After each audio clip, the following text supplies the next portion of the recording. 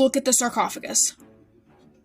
This sarcophagus is referred to as the Alexander sarcophagus. It's made entirely of marble. It dates to about 320 BCE, and it is absolutely massive. It stands at roughly 2 meters tall. This thing, absolutely insane how big it is. And what's really interesting about it is that it is the only known depiction of Alexander the Great from his lifetime. Look at that fancy shit right there. 2 of the reliefs on the sarcophagus show a battle from 333 BC where it was Alexander the Great versus Darius III of Persia, and the other scenes are hunting scenes. However, what's really interesting, despite all of this imagery with Alexander the Great, is that it's been determined that this sarcophagus wasn't for Alexander the Great. It was for an entirely different king.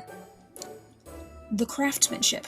So we have big fancy sarcophagus that's depicting Alexander the Great, but not for Alexander the Great, so who's going to get the big fancy, not Alexander the Great, Alexander sarcophagus?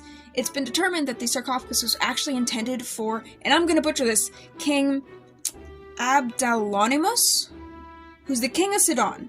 Okay, and what's interesting when you start actually looking at who's in the images on the sarcophagus, it's that him and Alexander not only are being shown with both strength and dignity to them, they're also being shown as equals to one another. These are very fancy, important dudes for their time. Stunning.